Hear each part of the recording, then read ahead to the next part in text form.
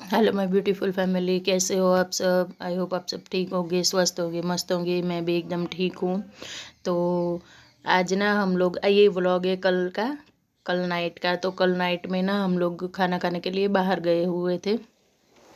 जा ही रहे थे, यहाँ कुछ घर से डिसाइड नहीं हुआ था। हस्बैंड का ट्रांसफ़र हुआ है तो पार्टी लेनी तो बनती है ना, ऐसे ही थोड़ी ना छोड़ेंगे हम लोग। और हम तो तीनों माँ बेटे वैसे भी बहुत ज़्यादा फूडिश है। तो हम लोग आए हैं, यहाँ पे एक मॉल है हमारे यहाँ। तो ओशिया नहीं, सॉरी, वहाँ एक मॉल है, वहाँ पे आए हुए हैं हम लोग। तो ये है एंट्रेंस, आप लोग भी चलिए हमारे साथ। और युग देखो, ये ना जब गर्मियाँ चालू होती है ना तभी ये फाउंटेन चालू होता है। बहुत ही अच्छा लुक है, एंट्रेंस बहुत मस्त ज़ोरदार है। हम लोग कभी कभी नाइट में यहाँ पे, अभी गर्मियाँ चालू हुई ना तो वैकेशन में बैठने के लिए भी जाते हैं, बहुत पब्लिक आती है। ये सारे फाउंटेन भी यहाँ पे ना, आधे से ज़्यादा लोग तो सिर्फ और सिर्फ एंजॉय करने के लिए, बैठने के लिए ही आते हैं। जाना तो हमें कहीं कहीं और था, किसी और जगह जाना था, लेकिन फिर बीच रास्ते में ये पड़ता था। ऊपर ना एक घी गुड़ करके एक होटल है जहाँ मुझे जाना था। वो वडोदरा का बहुत फेमस है घी गुड़। तो ट्राई करना था हमें वहाँ पे। तो ऊपर देखा मैंने जाते जाते घी गुड़ वाला बोर्ड, तो सोचा चलो यहीं पर रुक जाते, वैसे भी खाना खाने के लिए ही जाना है, बाहर भी जाना है। और बच्चों को खाना था अनलिमिटेड फास्ट फूड। लेकिन फास्ट फूड अभी खाने का मन नहीं था, क्योंकि ना बोर हो जाते इतना हैवी खा खा के। फिर तो सोच रहे थे कहाँ जाना है कहाँ जाना है, और फिर बीच में पड़ गया मॉल। तो अभी जा रहे हैं हम लोग ऊपर,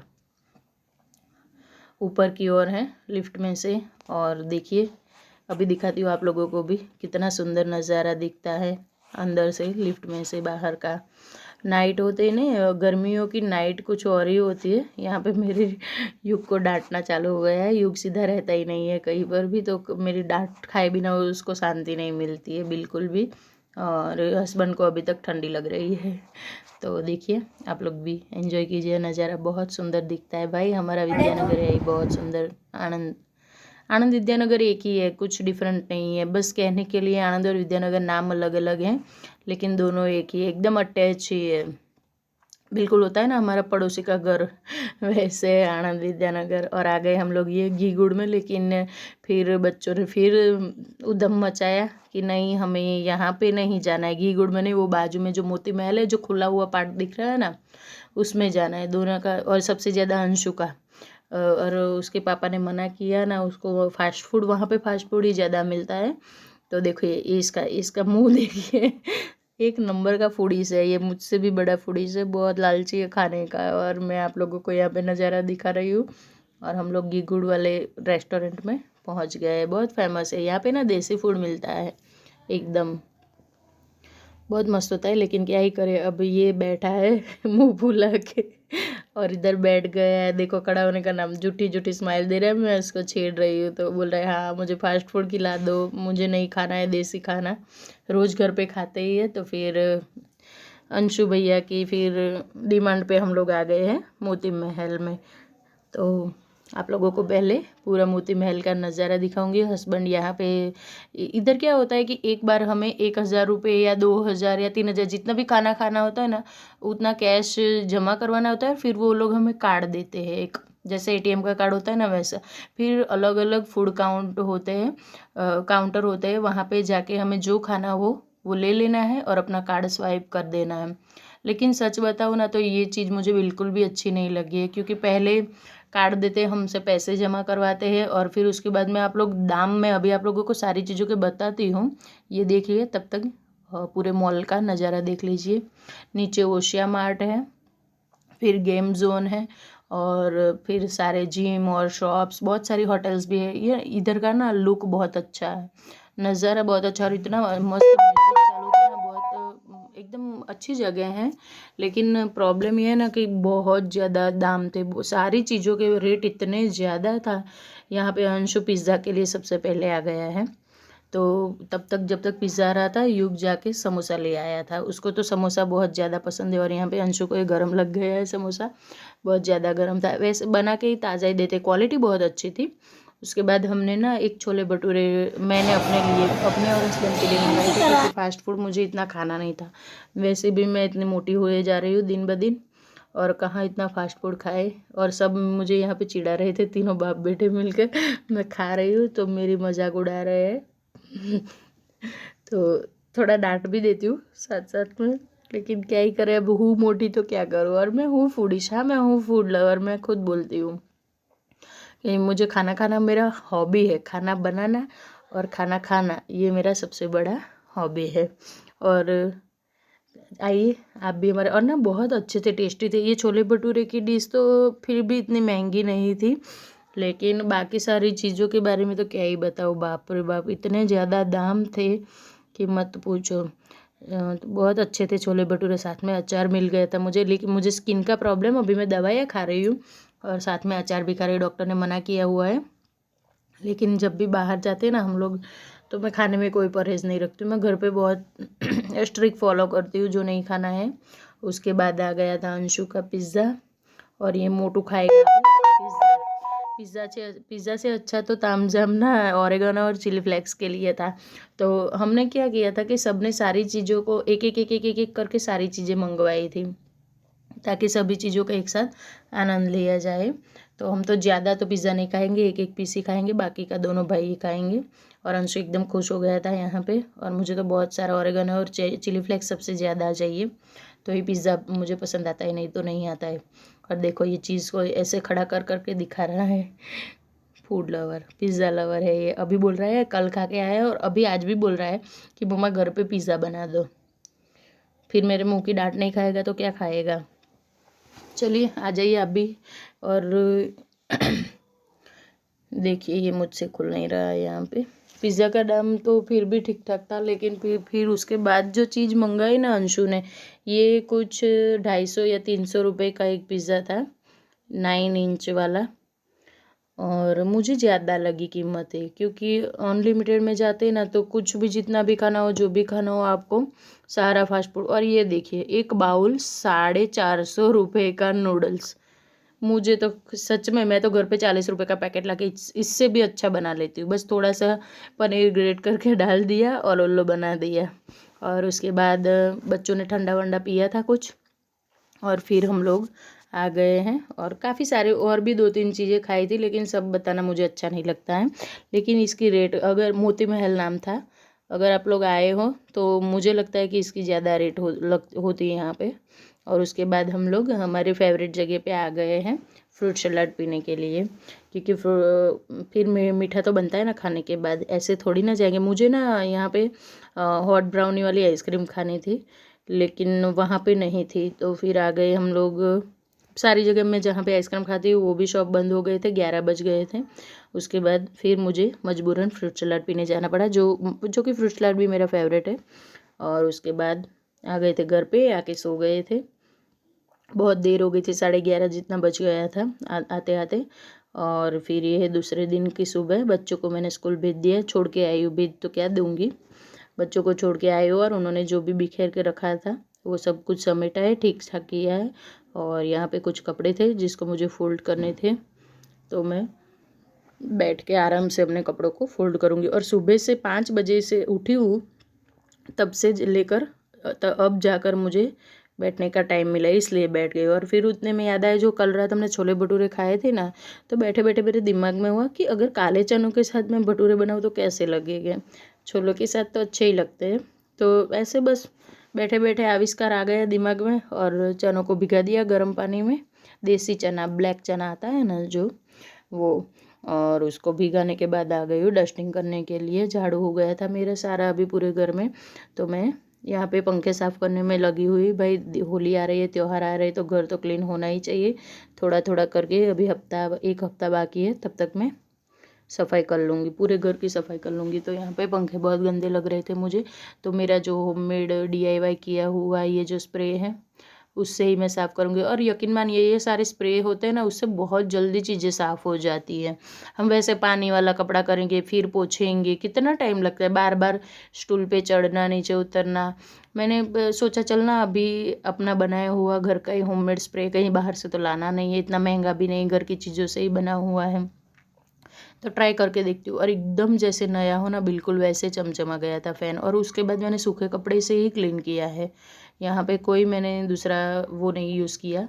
उसके बाद ये दूसरा पंखा है, हॉल में 2 पंखे हैं, फ़ैन है, तो दोनों ही पंखों को मैं बारी से एक करके दोनों ही पंखों को बारी से साफ़ कर लूँगी। मतलब एक कर दिया है, दूसरा करने के लिए आ गई हूँ साफ़। और तब तक ना हॉल, अभी बेडरूम का पंखा तो मैंने अभी साफ़ किया है, 2-3 दिन हो गए और फिर से उतना गंदा, वो तो वाइट कलर का है।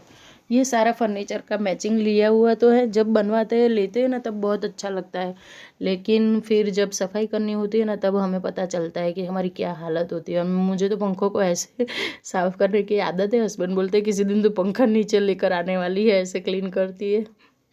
और यहाँ पे हो गया घर का सारा काम फिनिश। उसके बाद मैं नहा धो के पूजा वूजा सब कुछ फिनिश करके आ गई हूँ किचन में। तो चने अच्छे से मस्त एकदम सॉफ्ट हो गए थे, जैसे पूरी रात भिगाए हो वैसे। तो यहाँ पे मैं ना चाय की पोटली आज नहीं डालूँगी क्योंकि ये ब्लैक चना है, सिर्फ नमक और बेकिंग सोडा डाल के मैं उसको अच्छे से बॉईल कर लूँगी। और बहुत जल्दी हो गया था। और यहाँ पे मैं तैयारी कर रही हूँ भटूरे बनाने की।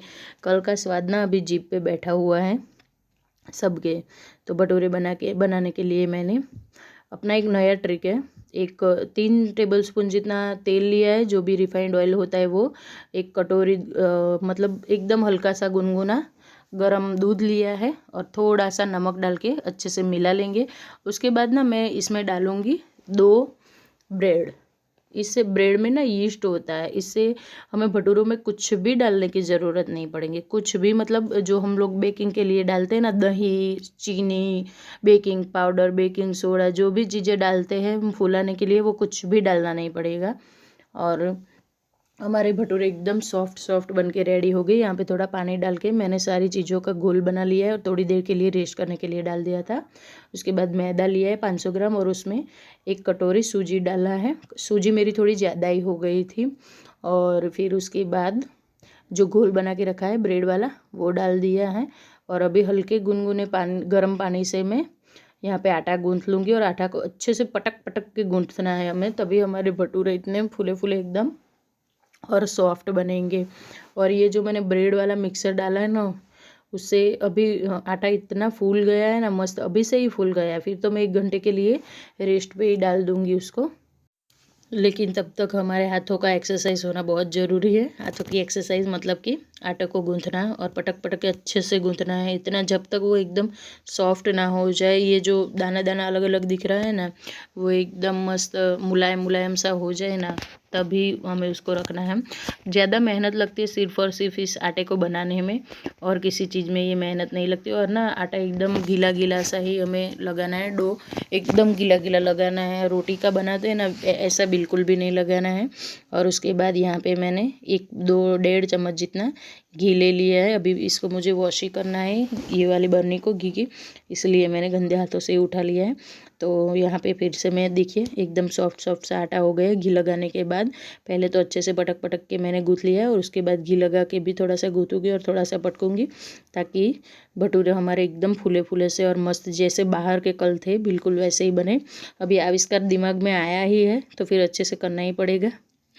तो यहाँ पे मैं बिल्कुल एकदम नरम वाला आटा गूँथ लूँगी। आटा एकदम सॉफ्ट हो गया है, मस्त। देखिए अभी कैसा था थोड़ी देर पहले और अभी कितना मस्त हो गया। तो उसको एकदम मस्त एयरटाइट ढक के मैं 1 घंटे के लिए छोड़ दूँगी। उसके बाद यहाँ पे मैं छोलों को झोंक लगाने के लिए आ गई हूँ। काले चने मतलब छोले जैसे ही होते हैं ना भाई, सिर्फ ये काले होते हैं, वो वाइट होते हैं, कुछ डिफरेंस का तो होता नहीं।